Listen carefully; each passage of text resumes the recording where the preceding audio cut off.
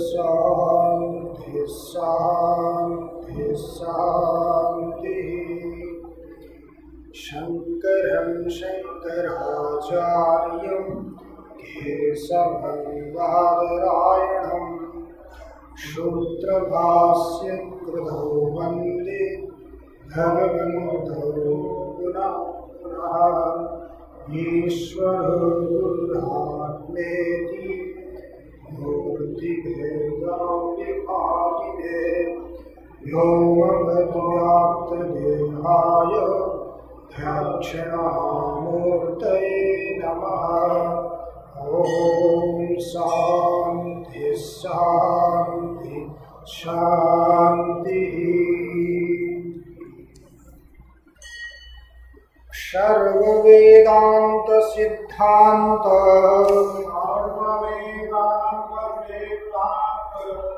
गोचरं तमगोचरं गोविंदं परमानंदं सद्गुरुं प्रणतोऽस्म्यहम्।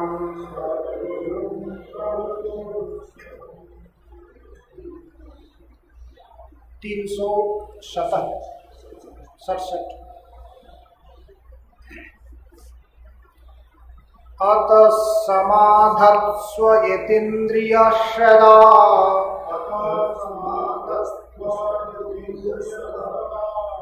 निरन्तरं शान्तमनः प्रतीचि।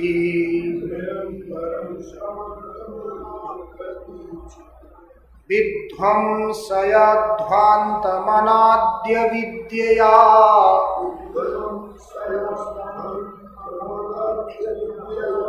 कृतं सदेकत्वविलोकनेन।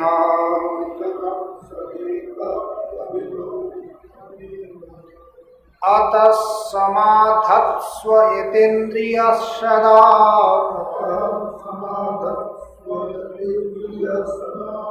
निरन्तरं शान्तमनः प्रतीचि।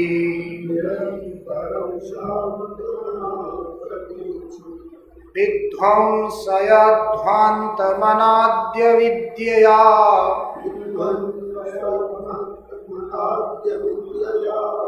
कृतं सदेकत्वविलोकनेन।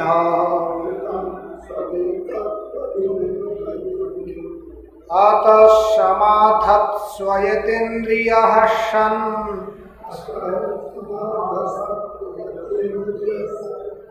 निरन्तरं शान्तमनः प्रतीचि। विध्वंसयध्वान्तमनाद्य विद्यया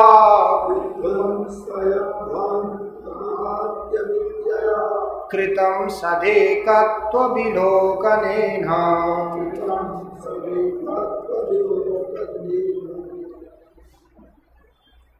भगवान भाष्यकार निर्विकल्पक समाधि का निरूपण कर रहे हैं कि उस ब्रह्म तत्व के साक्षात्कार के लिए सच्चिद आनंद स्वरूप परमात्मा की अनुभूति के लिए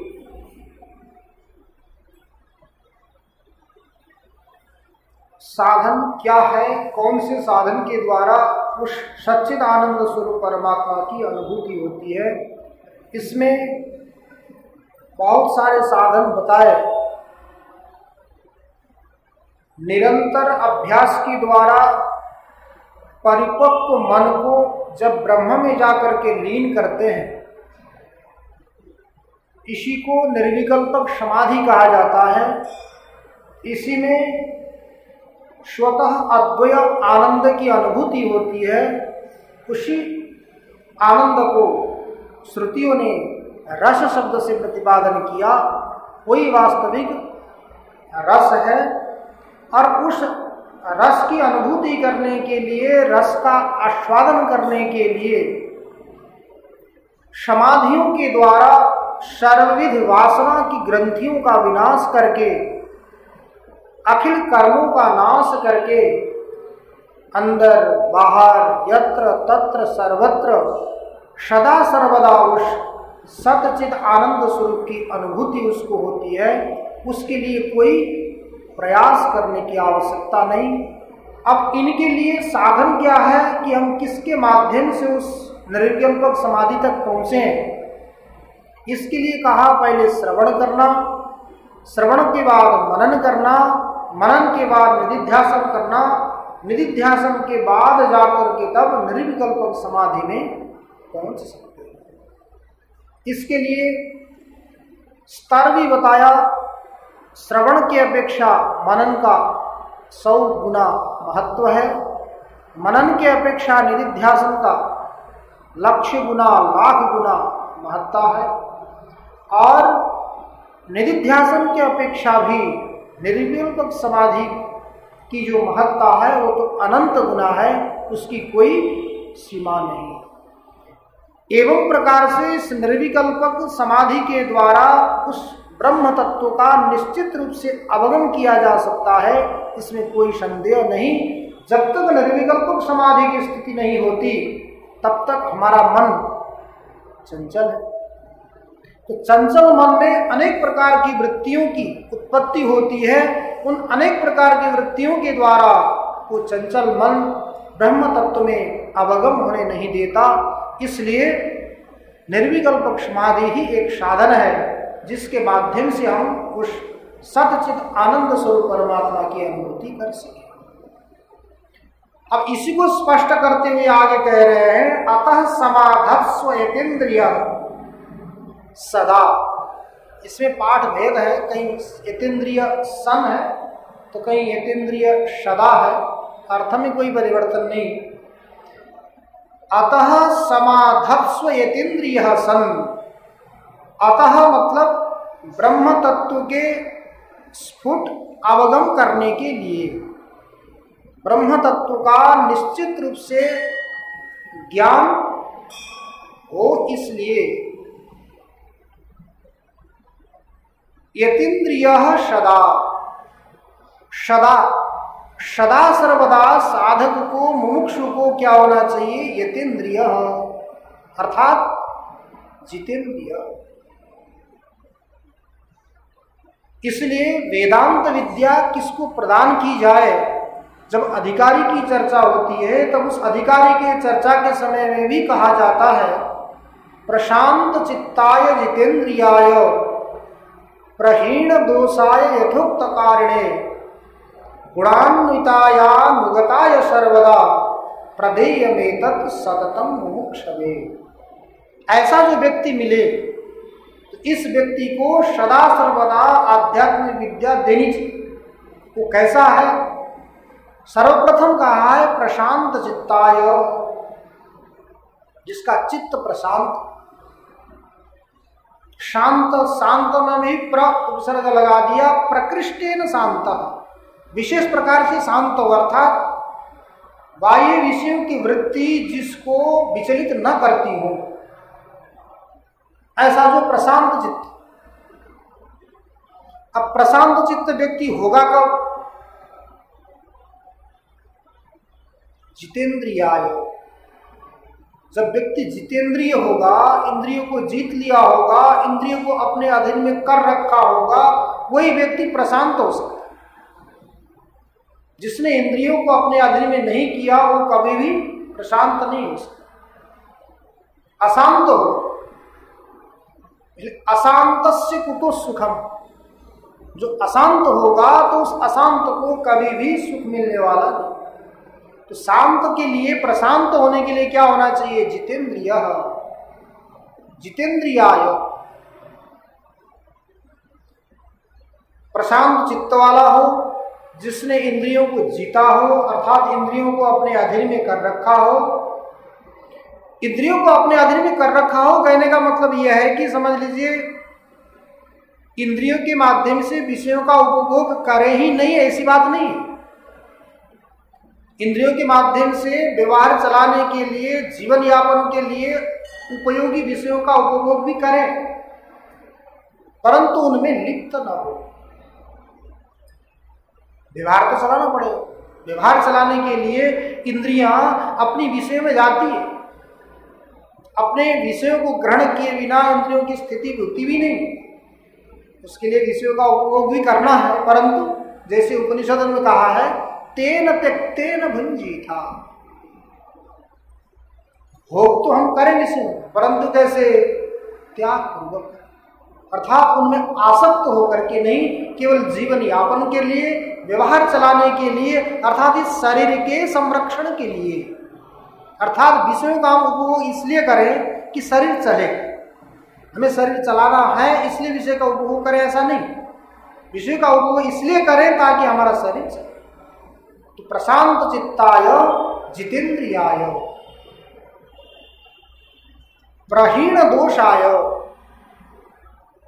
सर्वविध जितने भी दोष, अब मुख्य रूप से दोष क्या आते हैं? काम, क्रोध, लोभ, मोह, मद, मात्सर्य।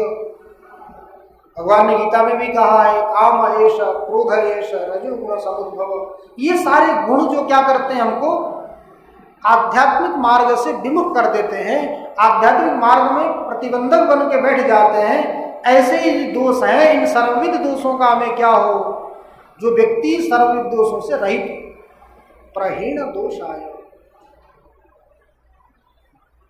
यथोक्त कारिणे, जैसे शास्त्र ने कहा, जैसे आचार्यों ने कहा, उस अनुरूप कार्य को करने वाला हो। प्रहीण दोषाय यथोक्त कारिणे गुणान्विताय शम दम उपरति तितिक्षा श्रद्धा समाधान के अनेक प्रकार के जो गुण हैं, इन गुणों के द्वारा जो क्या है, युक्त, गुणान्वित, गुणों से युक्त। जब तक गुणों से युक्त नहीं होगा तब तक भी उसको आध्यात्मिक तत्व नहीं देना चाहिए। गुणान्विताया नुगताय सर्वदा, अनुगत है सदा सर्वदा। इन्हीं गुणों में, शास्त्रों में जो अनुगत है, ऐसे व्यक्ति को सततम प्रदेयम, यदि ऐसा व्यक्ति इतने लक्षणों से युक्त होकर के यदि आध्यात्मिक तत्व की जिज्ञासा करके आता है, तो उस व्यक्ति को सदा सर्वदा, अर्थात प्रातः, सायं, मध्याह्न, ये समय को भी प्रतीक्षा नहीं करनी चाहिए। कोई काल, देश, परिस्थिति को समझे बिना ऐसे व्यक्ति को सदा सर्वदा ज्ञान देना चाहिए। जब तक व्यक्ति जिज्ञासु नहीं होता तब तक नहीं देना चाहिए। जब जिज्ञासु बन के आता है तभी उसको देना चाहिए। जिज्ञासु बने बिना यदि हम उसको देने लग जाए तो उसकी कोई महत्ता नहीं। शास्त्रकारों ने ये कहा है, ना पृष्टः कस्यचिद बुरिया न चा न्यायेन पृच्छतः जानन्नपि तु मेधावी जड़वत लोकमाचरे। ना पृष्टः कस्यचिद बुरिया, यदि आपको कोई व्यक्ति आकर के कुछ विषय के बारे में जिज्ञासा नहीं कर रहा है तो ऐसे ही आप मत बताइए। न अपृष्टः कस्यचिद, किसी को भी न बुरियात, बोलना ही नहीं चाहिए यदि पूछता नहीं तो कोई व्यक्ति मार्ग पूछे कि भाई हमें वहां जाना है, ये कहाँ से जाया जाता है, उसको हम बतावें तो उसकी महत्ता है। अब हम चौराहे पे खड़ा होकर के बोलें कि ये रास्ता इधर जाता है, ये रास्ता इधर जाता है, ये इधर जाता है, ये इधर जाता है, कोई सुनेगा नहीं, हमको क्या कहेंगे, पागल कहेंगे। उसी प्रकार आध्यात्मिक वस्तु के बारे में भी, विद्या के बारे में भी कोई यदि नहीं पूछता, हमें ज्ञान है तो भी नहीं बताना चाहिए। कोई जिज्ञासु होकर आके पूछे तब बताना चाहिए। ना पृष्ठः कस्यचिद बुरिया न चा न्यायेन पृच्छतः, कोई व्यक्ति अन्याय से पूछ रहा है, उसको जिज्ञासा नहीं है, वो इसलिए पूछ रहा है कि ये कैसे बताएगा, इसको क्या आता है। ये अन्यायपूर्वक जो पूछने वाला है, आकर के पूछता भी है तो उसको भी नहीं बताना चाहिए। न चा न्यायेन पृच्छतः, तो क्या करें विद्वान व्यक्ति, तो जानन अपि तु मेधावी, जानन अपि माने जानता हुआ भी, समझता हुआ भी, मेधावी जो बुद्धिमान व्यक्ति है क्या करे, जड़वत लोकमाचरे, जड़ के समान, पत्थर के समान केवल लोक में आचरण करे, बैठे। कोई पूछता है तो बतावे, नहीं पूछता है तो अपनी मस्ती में रहे, किसी को बताने की कोई आवश्यकता नहीं। क्योंकि व्यर्थ में बताने भी लगेंगे ना, अपनी शक्ति नष्ट हो जाएगी, अपनी ऊर्जा चली जाएगी। यदि हम किसी को बताते नहीं, बैठे रहेंगे तो परमात्मा के चिंतन में उस शक्ति को, सामर्थ्य को लगा सकते हैं। तो बैठ करके चिंतन करें। यदि नहीं पूछता तो भी नहीं बतावे, अन्यायपूर्वक पूछता है तो भी नहीं बतावे। तो कैसा होना चाहिए व्यक्ति, किसको बतावे?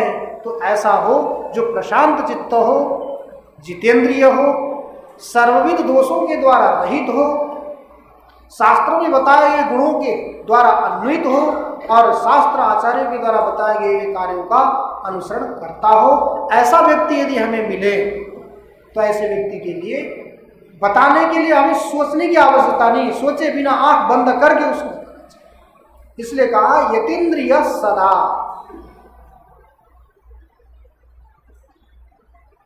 ब्रह्म तत्व के स्फुट अवगम करने के लिए, ब्रह्म तत्व का अवगम मतलब स्फुट मतलब निश्चित रूप से, भ्रमात्मक तो कई सारे हो जाते हैं। क्योंकि देखिए एक ऐसा चीज है भ्रम, उसके माध्यम से संसार में कोई भी ऐसा वस्तु नहीं जो उपलब्ध न होता। भ्रम से सब कुछ मिल जाता है, कहीं भी हम किसी का भी भ्रम कर सकते हैं। तो भ्रमाद अलभ्यम नहीं किंचित अस्ति, भ्रम के द्वारा न मिलता हो ऐसा कोई भी चीज नहीं, सब मिल जाए। तो भ्रमात्मक ब्रह्म की अनुभूति तो हमें कहीं भी हो सकती है। इसलिए आजकल देखिए अनेक प्रकार के संप्रदाय पैदा हुए हैं, कि किसके कारण? भ्रम के कारण। वास्तविक यथार्थ का ज्ञान नहीं है, मुख्य तत्व तक नहीं पहुंचते, तो बाहरी केवल अच्छा लगे इस प्रकार की वाणियों का, शब्दों का प्रयोग करके लोगों को भ्रमित कर देते। ये क्या है? भ्रमात्मक ब्रह्म तत्व का बोध, समझ लीजिए, भ्रमात्मक प्रतीति, जिसको बोलते हैं संप्रदाय। संप्रदाय का मतलब क्या? संप्रदाय मतलब कैंची। कैंची का काम क्या है? जो जुड़ा हुआ पदार्थ है उसको अलग करना। तो संप्रदाय क्या करता है? संप्रदाय का यही काम है, जो एकत्र हुए व्यक्ति हैं, संगठित हुए व्यक्ति हैं, उन व्यक्तियों को अलग कर देना। परंतु ये वैदिक सनातन धर्म कैसा है? सुई जैसा।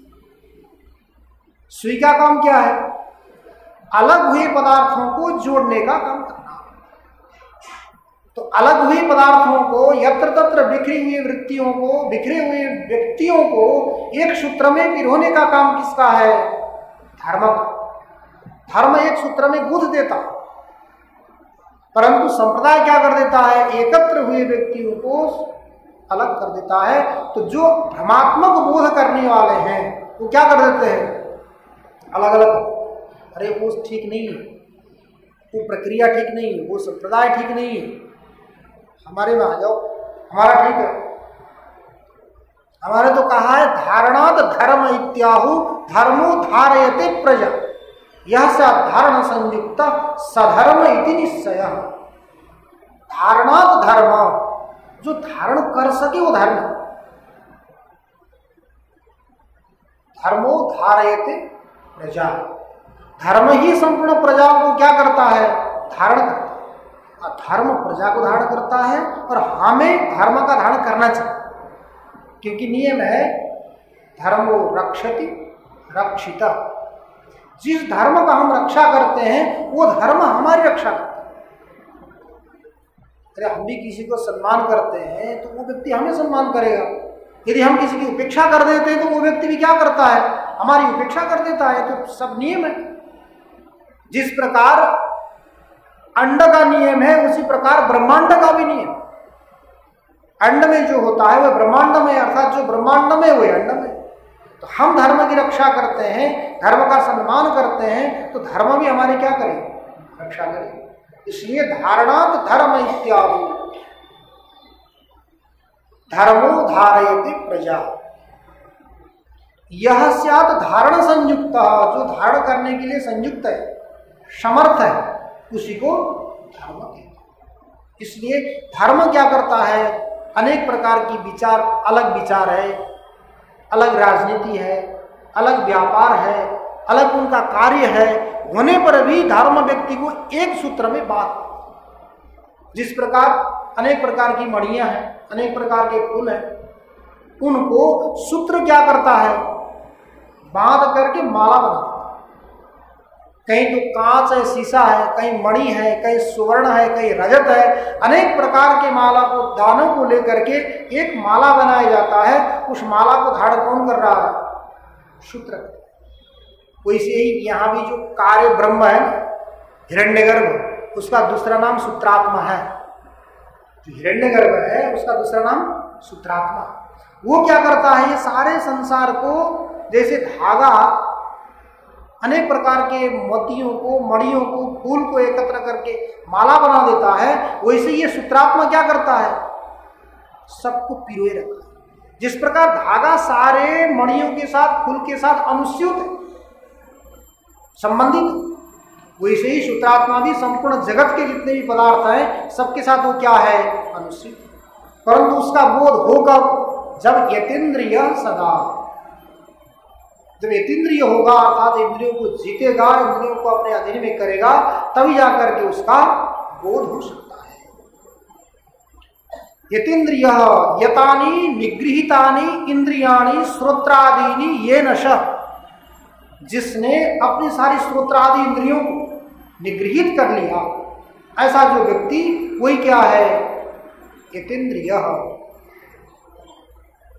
और ऐसे देखें तो यत, यतेंद्रिय देखेंगे ना, यति का इंद्र हो, माने जिसने इंद्रियों को जीत लिया, वो सन्यासियों का भी क्या है, इंद्र है, मालिक। यतेंद्रिय शन अर्थात सदा क्या होना चाहिए, निरंतरम शांततम, सदा सर्वदा प्रशांत मनाः, शांतम निर्विकारम मनः यस्य, जिसका मन कैसा है, शांत। अब मन शांत कब होगा, जब किसी भी वस्तु की इच्छा नहीं करेगा, अपेक्षा नहीं करेगा, तभी जाके शांत हो। जैसे समझ लीजिए तालाब में पानी भरा है, हवा का झोंका आता है तो वहां तरंगे आती है, पानी इधर उधर घूमता है, तो कोई वृत्तियां हैं। हमारे भी मन में यदि अनेक प्रकार की वस्तु की कोई अभिलाषा हो, कामना रूपी वायु के द्वारा ये जो तरंगायित किया गया हो, तो यहाँ अनेक प्रकार की वृत्तियां आती है। प्रशांत मन नहीं होगा, निर्विकार नहीं होगा, वो सविकार होगा। जो सविकार होगा तो पहले ही उसी का ही स्वरूप का ज्ञान नहीं हो रहा है, तो उसके ऊपर परमात्मा का ज्ञान कैसे हो सकता, नहीं हो सकता। इसलिए शांतम निर्विकारम मनः यस्य, शांत मनः, निरंतरम शांत मनः प्रतीचि। प्रतीचि मतलब प्रत्यगात्मा, प्रत्यगात्मा मतलब शुद्ध चैतन्य, जिसके अंदर कोई नहीं, सबसे अंदर है, उसको प्रत्यगात्मा बोलते, उसी को शुद्ध चैतन्य बोलते। प्रत्येक आत्मा का अर्थ होता है प्रति अंचति गच्छति बाह्य विषयेषु प्रतिकूलतया इति प्रत्यक, अर्थात बाह्य विषयों में जिसकी कभी भी वृत्ति होती ही नहीं, बाहरी विषय में जो जाता ही नहीं, उसी को बोलते हैं प्रत्यक। बाहर कौन नहीं जाएगा, जो शुद्ध होगा वो नहीं जाएगा, क्योंकि बाहर मलिनता है। जहां मलिनता होती है वहां शुद्ध वस्तु नहीं जाता, और जहां शुद्ध वस्तु होता है वहां मलिन नहीं आ सकता, क्योंकि उसको गप लगाने के लिए सजातीय कोई व्यक्ति मिलेगा नहीं। व्यक्ति ऐसे ढूंढता है कि अपने लिए अनुकूल व्यक्ति कहाँ मिले। जिसमें देखिए तंबाकू खाने वाले, बीड़ी पीने वाले कितने जल्दी दोस्त बना लेते हैं। कहीं भी नई जगह में भी गए हो, फट से उनकी दोस्ती बन जाती है, पता चल जाता हो। वैसे ही आध्यात्मिक चिंतन करने वाला व्यक्ति भी क्या करता है, कोई ढूंढता है कहाँ है, तो नई जगह में भी जाएगा, उसको आध्यात्मिक चर्चा करने वाले व्यक्ति मिले। इसलिए वो प्रत्येक आत्मा कैसा है, शुद्ध है। शुद्ध होने से बाहर जाएगा तो उसका मन नहीं है, इसलिए क्या करता है, वो अंदर ही बैठा रहता है, बाहरी विषय में सदा सर्वदा उसका क्या होता है, प्रतिकूल आचरण होता है। एक संत कहीं एकांत में रह करके, गुफा में रह करके, जंगल में रह करके साधना करते थे, अपने साधना में रत थे। अब धीरे धीरे क्या होने लगा, उनकी प्रशंसा होने लगी, लोगों में प्रचार होने लगा, तो गांव के शहर के लोग धीरे धीरे उनके यहाँ पहुंचने लगे। जाके बैठते तो उनको आनंद आता, तो आनंद आने लगा तो लोगों का आना जाना और बढ़ गया। बढ़ते बढ़ते लोग बहुत आने लगे तो एक भगत ने आकर के कहा कि एक बार आप हमारे घर में चले। तो मना करते रहे, नहीं मैं नहीं जाऊं। फिर भी आया, कोई बोलता है आप एक बार हमारे घर चले। वो बोलते नहीं, मुझे प्रतिकूल होगा, मुझे अच्छा नहीं लगेगा, इसलिए मैं नहीं जाऊं, मुझे यही ठीक है। यदि तुम लोगों को सत्संग करना है, ठीक है, घर के परिवारों को दर्शन कराना है तो ले आओ यही, पर तुम मैं नहीं जाऊं। उसने इतना जिद कर लिया कि आप नहीं जाएंगे तो मैं मर जाऊं, आपको एक बार जाना ही पड़ेगा, जैसे भी हो आप चलिए, केवल पहुंच के आना। तो उन्होंने क्या कहा, ठीक है, इतना जिद करता है तो चलते। अब उनका अंदर से विश्वास था, मैं घर तो नहीं जाऊंगा इसका, लेकिन इसको सिखाऊंगा कुछ। ये सोच करके वो अपने कुटी से निकले, आश्रम से निकल करके गए। उसका घर जाना है तो रास्ता तो उसको मालूम था, इधर से चले। उन्होंने कहा इधर से नहीं, इधर से चलो, दूसरे रास्ते से ले गए। ऐसे रास्ते से ले गए जिस रास्ते में चमड़ियों का काम होता था। चमड़ी होती, जानवर की जो चमड़ी निकाल कर काम किया जाता है, उनको सुखाने का, जो कुछ भी करने का काम होता है, उस रास्ते से ले गए। ले जा करके जहां चमड़ियों का काम होता था वहीं आसन जमा के बैठ गए। उनको तो प्राणायाम का अभ्यास था, प्राणायाम करके निर्विकल्प को समाधि में जा करके वो तो मस्त बैठ गए आसन लगा करके। अब भगत सोचने लगा कि कब जगह तो ले जाऊं, कब जगह तो ले जाऊं, कब जगह तो ले जाऊं, सोचने लगा। अब उसको असह्य वेदना होने लगी, वहां इतना दुर्गंध आ रहा है, श्वास लिया नहीं जा रहा है, घुटन हो रहा है, क्या करूं, बहुत परेशान। वो घंटों बैठ गए। जब कई घंटों बाद वो जो अपनी समाधि थी, अपनी स्थिति से वो बाहर आ गए, उतर आए, जागृत में आए, तो पूछते हैं क्या हुआ। अरे महाराज, मैं तो बहुत परेशान हुआ, ऐसा हो रहा है कि मेरे प्राण निकल जाए, मेरा दम घुट रहा है, अब यहाँ से जल्दी चलो। हुआ क्या बता, मुझे यहाँ एकदम प्रतिकूल लग रहा है, असह्य वेदना हो रही है, मैं यहाँ नहीं रह सकता। तब उन्होंने क्या कहा, मैं इतने दिनों से तुमको कह रहा हूं, मुझे वहां प्रतिकूल वेदनाएं होगी, अनुकूल नहीं होगा, मैं नहीं जाऊंगा, तुम मान नहीं रहे हो, जबरदस्त मुझे ले जा रहे हो। जैसे तुमको यहाँ असह्य वेदना हो रही है, वैसे ही वेदना मुझे वहां भी होगी, तो मैं चलूं।